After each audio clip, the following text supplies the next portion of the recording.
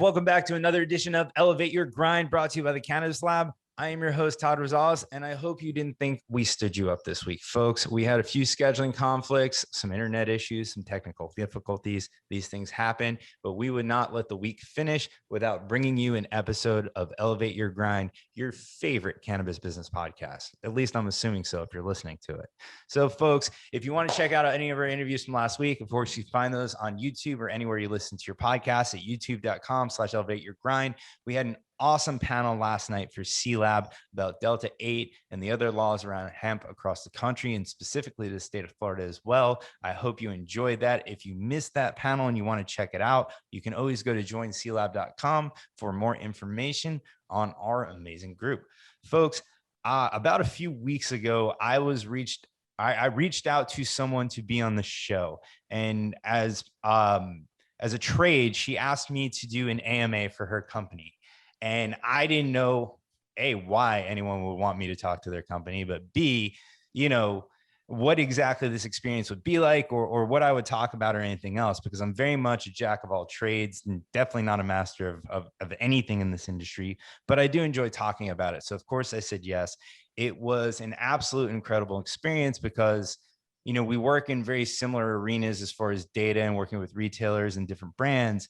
And it was a fun conversation to just share a lot of the different trends on the companies in this industry. So because of that, I am very excited to be able to be on the other side of this conversation. And crap, I forgot to ask you how to properly pronounce your last name. So as with everybody else, I'm going to apologize in advance as I potentially butcher it, but please welcome the Director of Strategy at Headset, Jocelyn Sheltraw. You got it. Oh my gosh. Right. What's happening, Todd? It's good to see you again. It's good to see you again. Thank you, by the way, for having me on the AMA. So I want to ask you. People after, I just have to say, because I was getting hit up with Slack messages like, oh my God, that was my favorite AMA. And for those who don't know, AMA means Ask Me Anything. And this is something that I actually kicked off internally after doing one for my friends at Distro. And I was like, oh my God, this is the most amazing idea, an incredible way to learn from other people in the industry, other thought leaders. And so essentially for people who don't know, it's just, we have a guest come in every Friday at 1:30. I've got Jen Tix from Green Bits coming in today. And it just gives our team an opportunity to learn from this thought leader, learn their story in cannabis, learn about what they're learning in the industry, and really give our team an opportunity to ask questions and just, learn from their experiences. So it was wonderful. You killed it. I just love your style and your openness. So our team was so stoked to have you. Yeah. It's when you have your own connection to the people via an internet connection and a camera, you can kind of say stuff without being hindered. So, but it was very enjoyable to have a nice professional conversation, like without what I think you've replicated very well is an experience that we're not having by not having conferences right now. Right.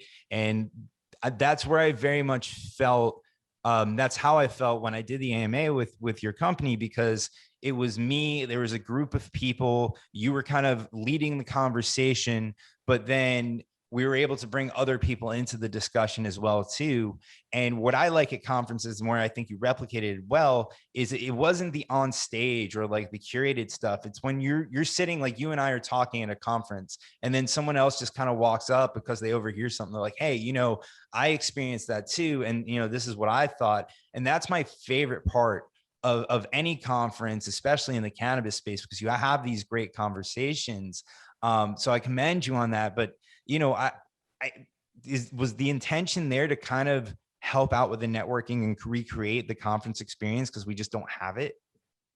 It wasn't the original intention. It's more so that I just really realized the power of our community and learning from other people and just curiosity, right? And so I think all of us in this industry, our days are so busy that it's almost easy to not be able to keep afloat of other companies within the industry, even though they may be a partner of yours or even with individual people. And so for me, one of my biggest learnings and one of the main reasons I'm in the industry is really because of the people. So whenever I meet these people that I'm just like, that's someone special who's going to inspire other people. It's more about that. It's more giving that inspiration, that motivation to like your podcast name, like elevate your grind. Like there are so many people grinding so hard in this industry. So whenever there's an opportunity to get those people in front of our team members and, inspire them, that's more what it's about for me, and just sharing that knowledge. No, and like I said, it was a great experience. So anybody that is in my network is open to you, because I think, a lot more people should do it. And I think you're right. We're in an industry right now where co-opetition is the best strategy, where we do have a lot to learn from each other. And there still is enough of the pie for all of us to go. We're just at the tip of the iceberg in this industry. So, it's interesting. Do you ever get any pushback from anyone who's hesitant, where it's like, well, this is weird. It's not a media opportunity. It's not public facing. Do you get pushback because of that? None. Everyone has been so stoked to participate, but it's also because I'm asking a lot of my friends, right? These are like close people that I'm working in the industry, because again, so I've been in the industry for about 3 years, and I don't know if it's just because I'm a natural networker. I came from tech, and this was a very similar approach that I took in like evangelizing new technology, something that can seem rather scary, that really requires a personal evangelist for people to want to learn about that thing. So, I think other people that I've asked understand that same approach, and they see that there's a return, right? It's like on our team, we have people that are talking to retailers all day, talking to brands all day. And so they see the opportunity that the more our team understands about what they're doing, then that's a potential lead generation channel for them. And that's how this industry operates right now. It's very much who you know, and people are just sort of exchanging this like inside information, oftentimes based off how much they trust an individual person. Because unfortunately, with it being such a still new emerging industry, we still have a lot of immaturity within how businesses are run. And so when you find that trusted person who, just handles it and is like engaging to talk with, passionate, you're just like, I gotta work with you in some capacity. And everyone seems to, it's like an exchange. Everyone's been really responsive to that. And even if they're a competitor, so it's been great. It's interesting. Like, it is very much like from Goodfellas, when someone introduces someone to me at a conference or just in this industry, like, oh, a friend of mine, or no, that wasn't Goodfellas, the one with Johnny Depp, Donnie Brasco, friend of mine, friend of ours, that thing. It's kind of like the way they introduce, it's like, oh no, like I do business with this guy. He's good people. It's like, all right, I trust you. I trust him. Exactly.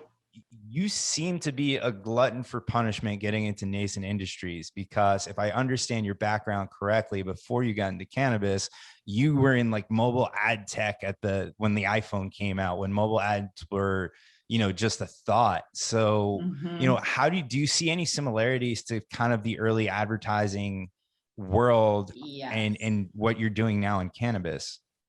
Absolutely. There are so many parallels. Yeah. So when I started working in mobile, it was so funny because it's like that was in like 2008. So I think the iPhone came out 2007. So 2008, people are like, what do you do? I'm like, I work in mobile. And they're like, cars? I'm like, mobile advertising. They're like, oh, like ads on cars. This was like, people didn't even know what mobile advertising was at the time. And I was straight up working for this tech company that was provisioning all these short codes. So essentially going through this application process to be able to say, hey, text this. I mean, what you guys do, right? Like text this keyword to this short code. So I was setting up the technology for all that, and then working with the brands like Coca-Cola and helping them form a advertising, campaign through that. So it was very early in that industry. And yes, so many parallels. Okay. So parallels in terms of, at first, it being this very much like a Wild West, unknown kind of what the industry was. And then within a short matter of time, because of a consumer adoption. So same thing with apps, like there was so much consumer interest that then we started to see this flood of investments come in, right? So I remember I moved up to San Francisco from Orange County like 9 years ago to get on that journey. And I mean, I remember like the craziest apps were getting funded because everyone just wanted to get into the industry. They weren't really thinking about metrics or is this actually a sustainable business? It was just like, we got to get in. So not to interrupt you real quick, but I mean, so I think the cannabis audience is a younger audience. I don't think people remember some of the first apps on the iPhone were the dumbest things in the world. It was a lighter or a beer you could Yeah, drink, or like, it exactly. was just like, hey, look at what I can do with my cool digital screen. So it's so Yep. funny when you say about like the craziest apps were getting funded because, and I don't know if it's the ones I'm talking about, but I just remember those early days, the iPhone, where it's like there was an app for literally every little dumb thing there ever was. Yes. Yes, absolutely. And then it took a few years, right, for the market, for investors to really understand like, wow, this flooding of options isn't necessarily resulting in a profitable business. We rushed into early out of excitement. Okay, we need to kind of temper things back a little bit. And now let's figure out what this industry actually is. I think that's where we're at right now. And so I definitely see parallels in that regard. I mean, the reason I originally joined the cannabis industry is because I wanted to replicate that journey that I had in ad tech, which was just so fun. I ended up building apps for like, I built Subway's first mobile ordering app before that was even a Very thing cool. to order on your phone. I've worked with Flipboard, SoundCloud, Spotify, Pandora, Uber, like all of the major apps, either helping build their mobile website or their mobile app, or doing the advertising or the user acquisition. So getting people to download those apps. And so there's there's a lot of the way that I think about marketing to building a brand or how to get consumers to want to buy your product. I've taken a lot of that from what I saw in the app days very early there, and how these apps would go acquire users at like a very cost efficient, rate, which we're just now about to enter that into cannabis because we have so many regulations around advertising. As soon as that's all open and we have Instagram and Facebook and Google opening up all the publisher channels to be able to purchase, we're going to start to see a lot of those like user acquisition, those ad campaign managers that came from ad tech. They're going to start flipping over into cannabis. It's already happening. But because it's just such a relevant skill set and approach to doing any advertising for a consumer packaged good, essentially. Yeah, it's interesting too, because obviously we do similar things for a living. When I talk to folks in marketing in the cannabis space that have just come from other industries that are used to a lot of these metrics, they tell me what they want and what they want to do. And I'm like, yeah, me too. But you can't do a lot of that, right? So it's always an interesting conversation. And it's Yeah. funny, everyone that I have on this show that comes from a marketing background, I mean, I use the exact same joke, and I'm surprised no one's called me out for it, but I'm like, hey, when you got to this industry, I'm sure that you had a playbook and you looked at that playbook and you tried to execute on that playbook. And then you realized that you couldn't do anything with that playbook because of all Yeah. the channels that you can't go down. It's funny. It took, as far as text message marketing goes, I'm going to use this opportunity to shamelessly plug our service, but we realized at Spring Big that through the dispensaries that we built one of the biggest opted into ad networks that you could have in cannabis across the Yeah. dispensaries, right?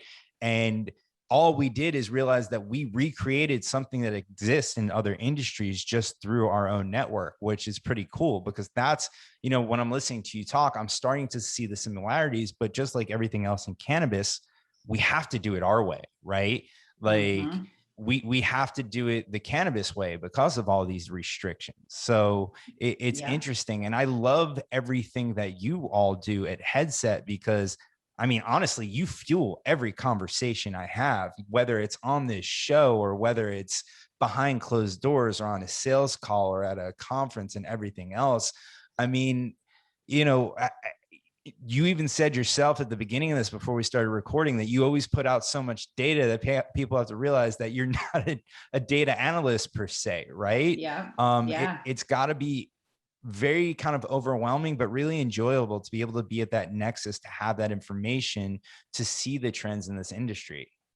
Yes, absolutely. It's been very interesting for me personally because yeah, I mean, like you say, it's like data really is like it's in every conversation now. And so because I'm learning so much I read every one of our headset reports, I read all the things that our analysts put out, plus I'm reading everything from any other data source out there because I just find it so interesting.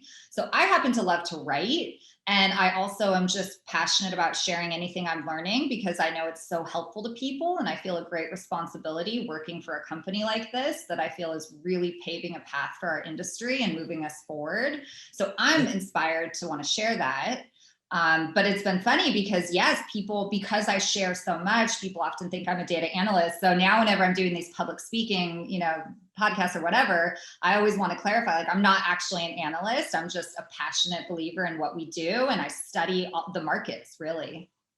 You're an amateur data analyst. It's just a hobby for Yeah. you.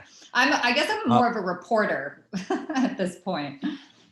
The reason that I love companies like Headset is because you're legitimizing the industry, in my opinion, right? You're putting quantity around it. And in an industry, or at least with I don't know if I want to call it a substance or a plant, that we can't do what we need to do to legalize it in the form of doing medical research and scientific research. But if we can research the business around it, and let's be honest, money drives the world. I'm not saying I endorse it, but it's just the reality of the world, folks. And if we can show, and what you guys are doing, that this is a viable, sustainable, scalable business that can provide streams of incomes and jobs and opportunities, that's exactly what you guys I think, are doing for the industry, and why it's so important for you. That's why I follow you. I mean, that's why I'm able to have those educated conversations about, hey, you know what? You may not believe in the power of the plant, but this is a business, and it's a business that's going to be around for a long time. I mean, I assume that's part of the reason you do what you do. Yes, absolutely. And quite frankly, most of our team, I mean, I would say all of our team, the reason that I'm hesitating in that is we're a 50-person team. And I really believe most of our team is a passionate believer in the plant. It's not just about the business opportunity, though, of course, we're running a business. Everyone wants us to be successful so that we can scale this out and do even more. But at its core, all of our team members, I mean, they're coming from that. This is the other thing that I think is great about really helping professionalize the industry more, and why it's bigger than just Headset's brand. It's really our individual team members who are coming from traditional CPG, tech, retail, all types of backgrounds that are really, that is what's helping us kind of build new products that are for the future, already getting ahead of the curve of where this is going to go, because they've already been in traditional consumer packaged goods, traditional retail industries. And so everyone just on our team is a big believer in the plan, obviously very passionate about it. So it makes it really easy for us to then want to go share everything that we're learning. Yeah. I mean, for Headset, with the information that you guys have and how you achieve it, I imagine that you have customers across the gambit, from brands to retailers to, do you have individuals that sign up as customers as well? Okay, so yes, it's been, this has been really funny, because we'll have just people who aren't in the cannabis industry, but just like avid plant lovers that will sign up for our free products or that read our industry reports. So, okay, so maybe I should give a little background just for anyone who's unfamiliar with Headset.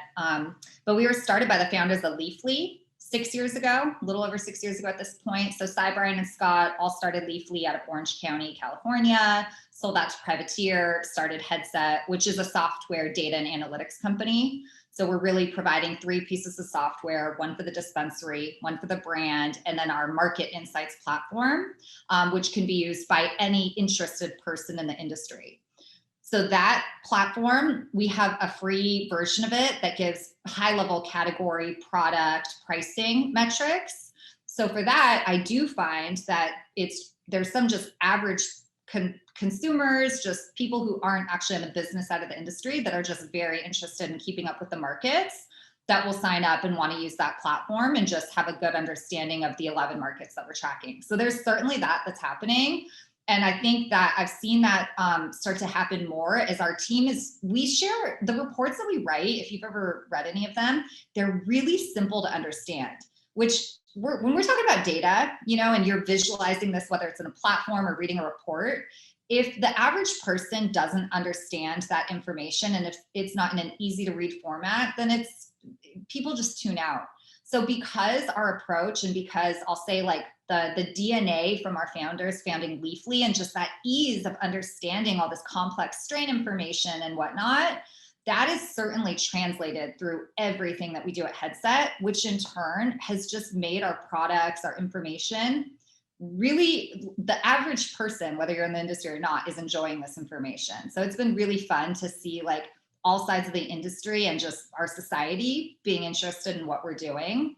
A lot of the people that are hitting me up, it's just people who aren't even part of the industry. Like, oh my God, this is so cool. I had no idea that this was the cannabis business. I had no idea it was this big, or all these fun things. And so it's really wonderful to see just any community member respond in positivity.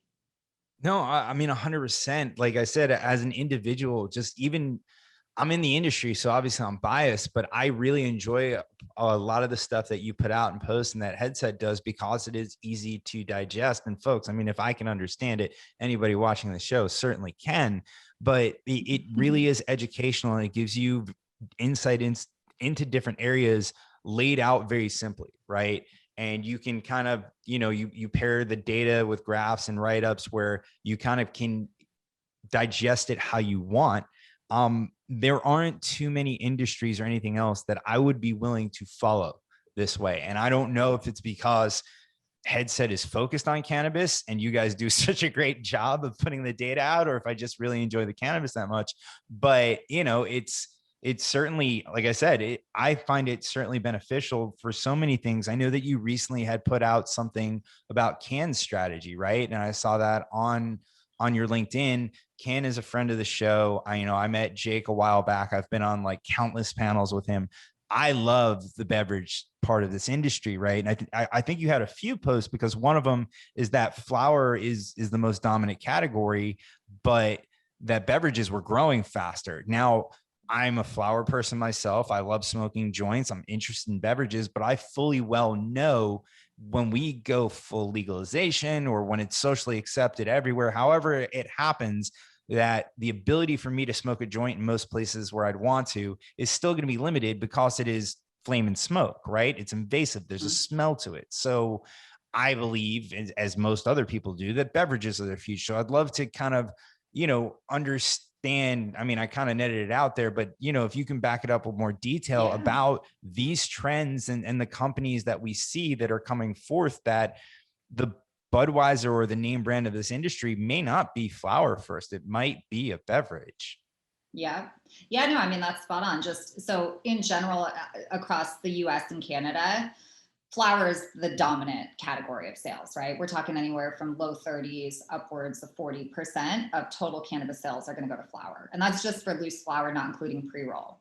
So beverages have been so interesting to follow, because it's a really small percentage of our sales right now in each market. We're talking anywhere from 0.7 to like 1.2% of the total sales in each of these markets. And so though that seems rather small, the growth rates, especially through this last year, it's the highest growing category that we're seeing right now. And I think that is for a couple different reasons. I think the pandemic probably had a big role in that, right? It's people are much more conscious of respiratory diseases, especially at the start of COVID.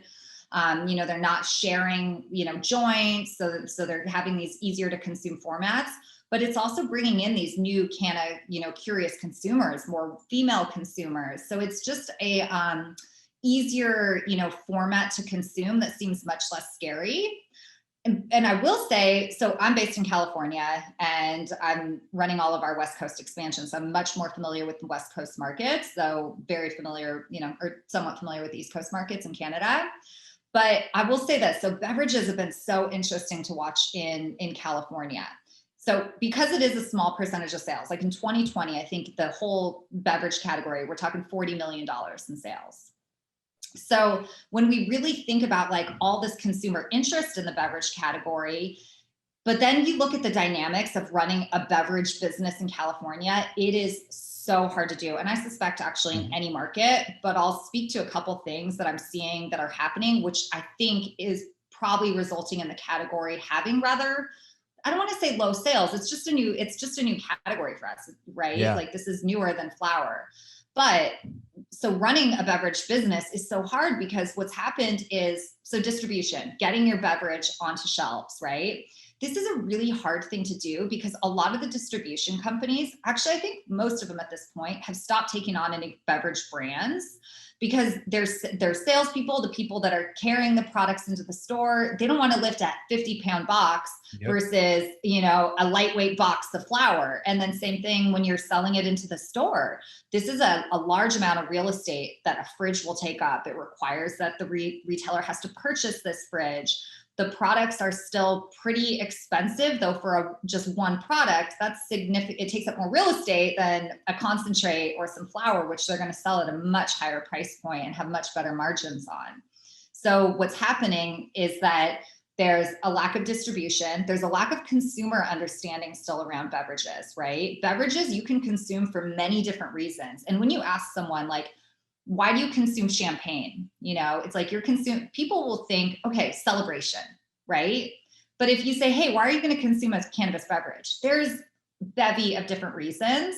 So consumers still don't quite understand why they're going to consume a beverage versus another category that may be a little bit more well understood at this point. So there's that consumer understanding piece. And then there's the retail piece where the retailers have a lot of hesitancy to sell the products and give up that precious real estate. And then there's the distribution piece where the distributor's like, we don't want to carry these 50-pound boxes versus a lighter weight box that's going to make us more money. And then there's also the fact that beverages are just over the last couple of years starting to taste good, right? Like if you think back Prop 215 days in California or even in Washington now, beverages are the emulsions and the way you make these beverages are very, very complicated and getting much easier, but they haven't always been the best tasting. And also just consumers have been scared of them because many people who've had an edible or an ingestible have had a really bad experience. So it's going to take some time, but the growth rates are there. I'm just so excited about them from a social standpoint, especially as we have more consumption lounges, being able to consume a beverage in a lounge versus having to have a pre-roll all the time. It's an incredible experience.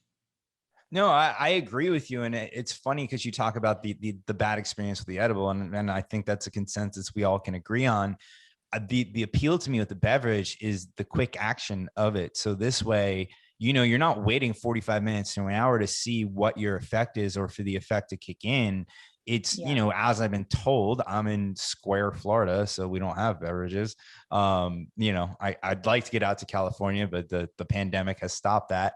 I like the fact that you can take a sip or half a can or whatever you think your dose is. And within 15 minutes or so, you're going to feel the effects. So, do I go on to the next one? And it's not, I can tell you there are certain nights, and I did say I'm a flower consumer, where I'm like, maybe I won't smoke a joint tonight and I'll take an edible, but it's also already like 9:00 at night and I'm going to sleep in an hour. So it's like, it's kind of, there's no point, right? So that's why beverages, I think, are very appealing. And I think it will get people back into that edible or ingestible category. I think this is the easiest question to ask, but do you also believe that the reason that the adoption of beverages are slow is because beverages would be best to convert alcohol consumers into cannabis consumers versus turning a smoker into a beverage consumer, right? It's kind of the people that straddle both worlds that are going to try the beverage versus, so if we could get these on the shelves, not even at Publix is specific to Florida, but not even, if we can get it on the shelves at Total Wine and ABC Liquors, like the only liquor only store, they sell nothing else, I think you would see the beverage category start to dominate. Mm-hmm. Yeah, I suspect that that's probably true as well. I think there's going to be a lot of, just in our society today, there's a lot of conversations around just health and wellness as a whole. So I think a lot of people, regardless of it being cannabis, are being very conscious of alcohol and aware of how hard it is on our bodies and just how many people are dying from it. And so it's a very hard on our bodies. So I think people are looking for alternative options. Mm-hmm. And so, I suspect a lot of those alcohol consumers would, if they're more aware of cannabis, would absolutely go to a cannabis beverage. And then it's going to bring in the new consumers or the people who aren't interested in alcohol, but like I said, like moms who are wanting to have a way to just kind of relax and have it more discreet. Flour is not going to be an option for them, so it's absolutely going to bring in those new people. Or people who watch Ellen. People who watch Ellen. Okay. Because she was talking about Can on the show. That's So, right. I did. Yeah. I don't watch Ellen, but I did see something I think that Luke maybe posted about on no, I LinkedIn. don't watch. I mean, I'm not opposed to watching Ellen, but I am not home when she's on. But yeah, it was crazy to see. It was crazy to see a cannabis beverage really on a mainstream stage. And it's funny, like Yeah. I know that we talked about not going too deep into the data here. I'd be interested to find out, maybe it's homework, if beverages sell better within a physical dispensary or through a delivery service. Because you've given Yes. me all this new information now. Because I put myself in the rep shoes. No, do I want to carry 5 12 packs into a store? That sounds terrible Yeah. when I can just grab a box full of flour and, throw it on a dolly. It's so much easier. Yeah. Make more money. Yeah, definitely. So this has been something that a lot of beverage brands are hitting me up and asking this, the whole D2C strategy, because it is so hard to sell into it's hard to sell into a dispensary, and then it's hard for the dispensary to sell your products. I was just at a couple dispensaries this week and I was asking them, how are beverages doing for you? Because they have these beautiful displays. They're like, it's minimal. So when I'm talking to, I have several friends that are starting beverage companies, and they're like, we don't know what to do. We don't know how to get our product on the shelves. The distributors aren't wanting to pick it up. We have the hardest, finding salespeople in this industry, good salespeople that are willing to go through the grind of selling into into dispensaries. It is a very, very challenging thing. So when you're talking about a beverage, when it's like requires a lot more convincing to the retailer, whereas it requires a lot more understanding of how to sell it to the consumer, that makes it very, very challenging. So they're basically coming to me and they're saying, hey, here's our options. We hire an agency and we hope that they're going to be able to sell into the dispensary, or we try to figure out D2C. And figuring out a direct to consumer strategy is very challenging today because there's not a lot of options to be able to do this legally. So you need to be able to find, a Grassdoor or an Ease, one of these delivery companies that you can use their license and work through, their license, their technology to be able to sell it. But I just don't know how many people are going to a delivery website and looking up beverages, so I think it's going to be some time. I think one of the things that I've been telling a lot of my friends who are making these companies is like, you guys got to combine forces. You have to work with all the beverage companies. You guys got to be putting the same message in market. You guys got to get everyone, educate the market together. Our VP of analytics, Liz Connors, had given me this great anecdote. She was like, beverages need what the milk industry had. There needs to be a milk campaign where all the milk producers are coming together and they're being like, drink milk after working out. It's the best thing for your bones. So there was all these campaigns that came together to be able to educate people on why you want to drink milk. I think that's going to be the same thing for beverage companies. A lot of them are just kind of feeling very on their own and trying to move the market. And I just think everything we're talking about, we can just do so much more together. There's more than enough room for everyone in this space. So really work together and figure out what that messaging is. No, it's interesting because I think the general consensus among those of us who work in the industry and look at the industry and kind of study it is that beverages truly are the future of this industry. And it's what's going to appeal to the masses more than the other products.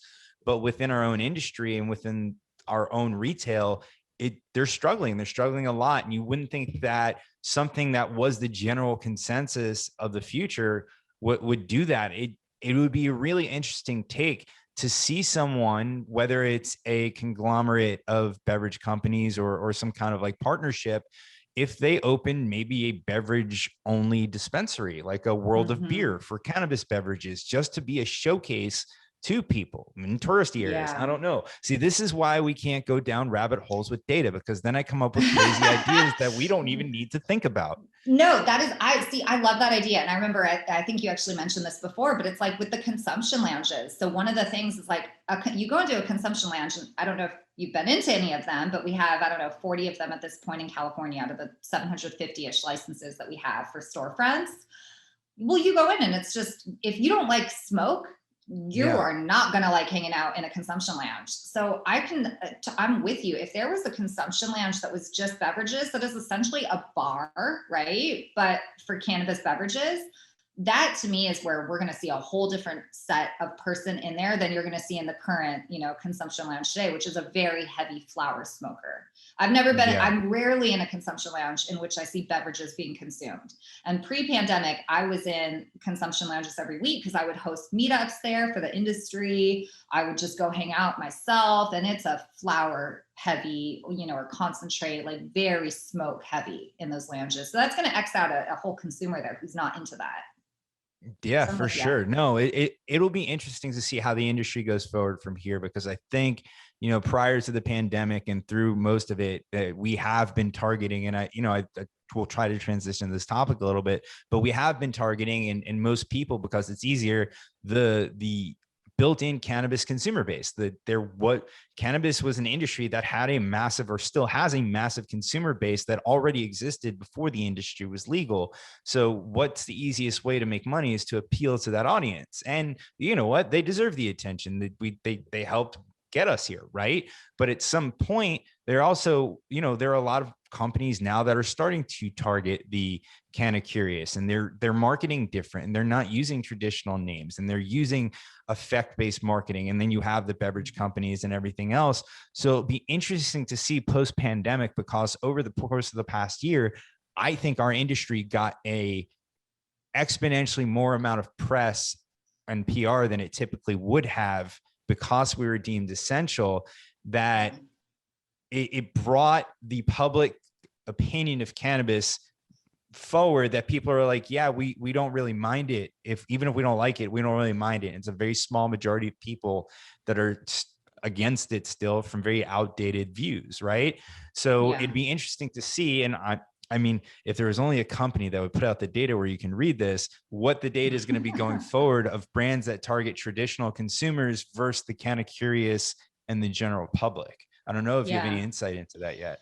Well, so, I mean, the first thing that I think of when you say this is I think it's really hard to fully understand who your consumer is just across the board in cannabis, right? And I often see that companies are so broad in their messaging because we have a hat on of either a medical consumer or a recreational consumer. And we're having these large buckets of just like, okay, are you using this for pleasure? Or are you using this for pain or medicine, essentially?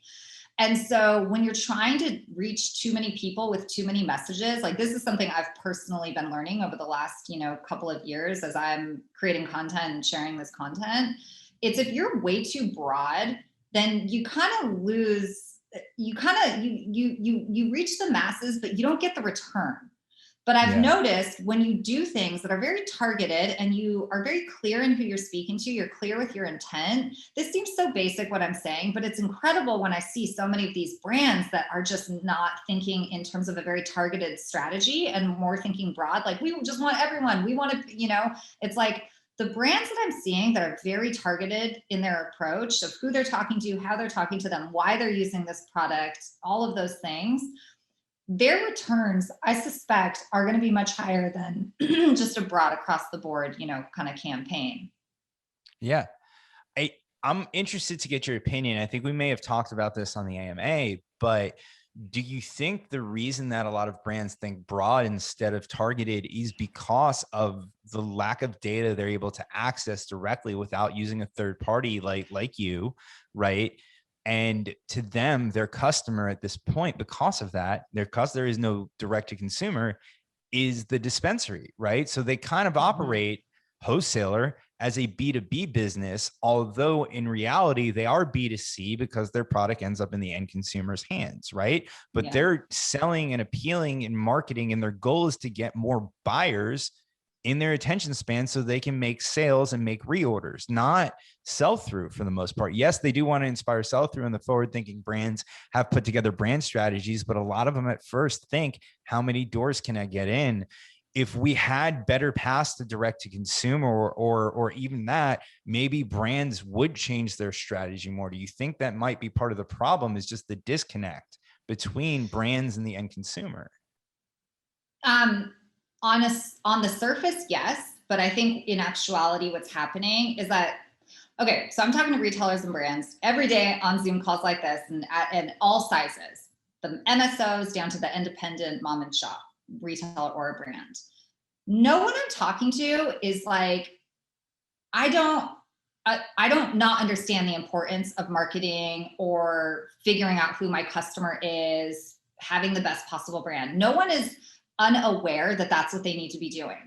However, having someone internally that has the time and the resources to be able to focus on building out a strategy, this is very limited in the cannabis industry right now, because most people that I'm talking to are just trying to survive. So being able to be very strategic, that is a luxury. And that's a luxury that's often afforded by highly capitalized companies. So this is often the MSOs who are able to afford talent that's coming from a traditional CPG retail company. This is very uncommon when you're talking to an independent mom and pop retailer or brand that has really built a product out of love. And while they know all of these things, I'm never telling them something they don't know. Like, do you know who your consumer is or your customer is? Do you know, how are you marketing to them? It's mostly, we know we're not doing this. We don't have the resources to do this. We don't have the time to do this. We're barely getting by as it is. We got to just focus on this. We'll get to that once we know we're making it through, this industry that we're in right now. So we'll get there in time, but honestly, I'm going to use the word grind again. It is a grind in this industry right now. It doesn't matter what state or province you're in. This is the most challenging industry like I've certainly ever been a part of. I can't think of anything that is comparative to this, because it is so different in regulations by each market.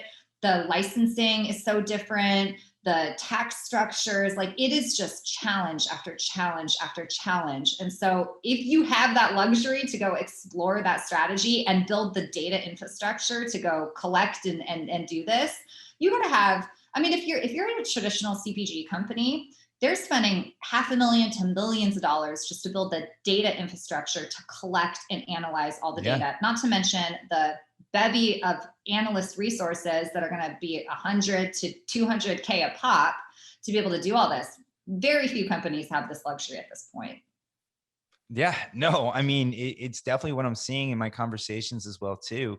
And it's crazy because from the outside in, everybody who's not in our industry looks at our industry and they're like, oh, they're printing money. And maybe some people in the industry are, but it's definitely not the general consensus. There are a lot of entrepreneurs out there that are grinding and going. And honestly, even if they have seen some sort of success, they're not liquid. They don't have a ton of money to spend. Like, I will be honest, what we do when marketing budgets come in, they're spent. They're not sitting there. Nobody's holding on to a marketing budget going, what shall I do with this? Right. They have, that money is spent 2-3 times over before they even get that budget. So it's really interesting to see how this is going to go forward. Hopefully a lot of them are bootstrapping, and I see them using that money to try to grow and scale. But you're very accurate in that statement. It's fun to have a conversation like this just with someone who does some similar things and sees the data and probably talking to a lot of the same people.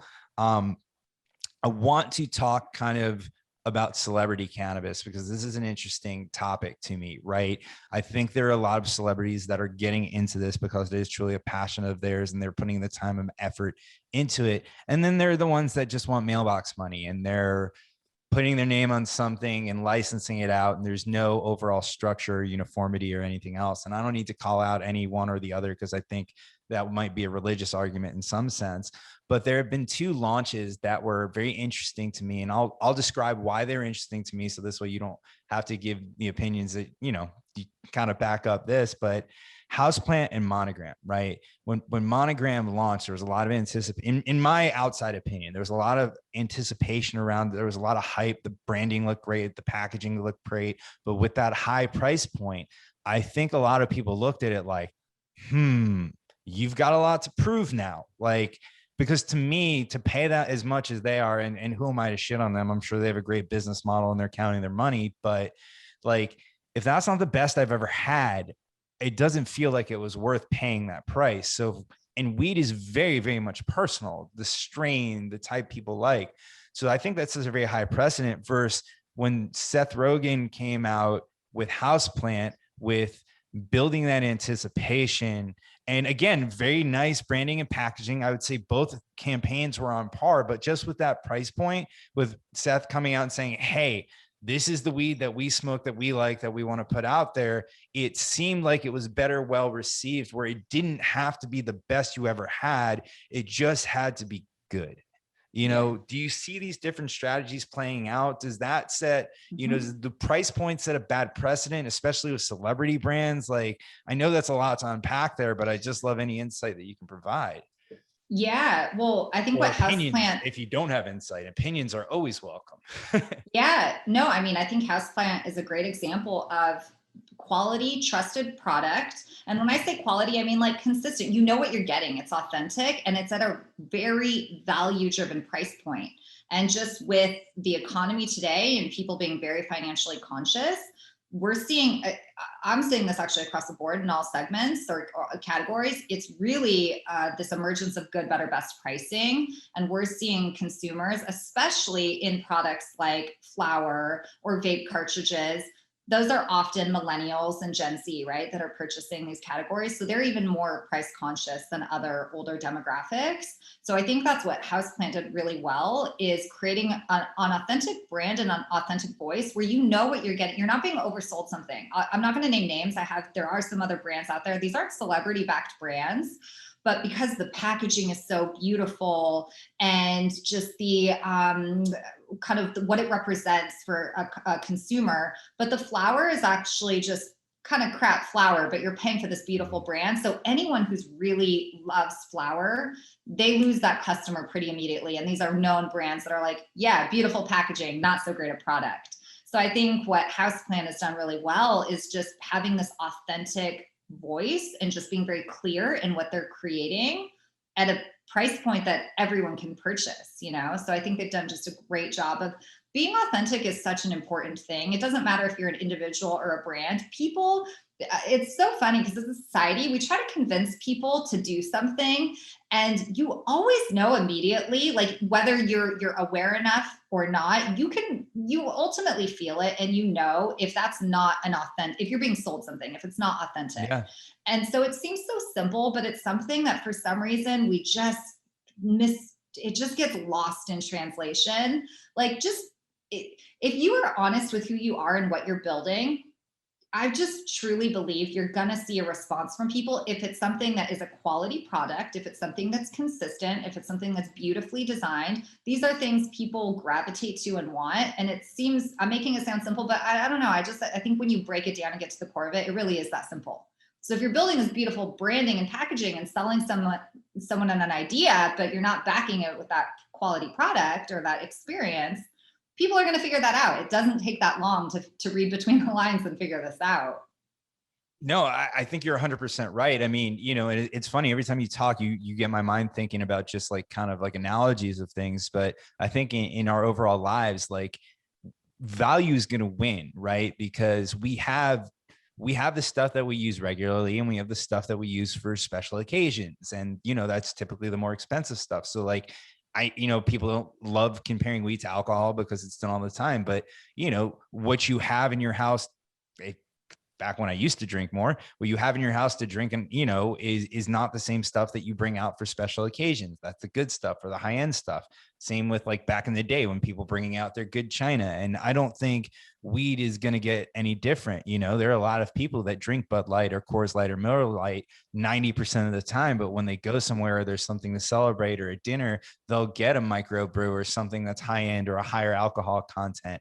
And I think that's exactly what's going to happen. I think the dominant brands in this space, like you said, are going to be the best bang for the buck and authentic, right? I like this. I like what they represent. It doesn't cost me too much money and it's pretty darn good. It's not the best I ever smoked. This stuff over here is the best stuff I ever smoked, but I don't really want to pay the extra $15 every time. And I think honestly, that's the message that I'm hearing from you.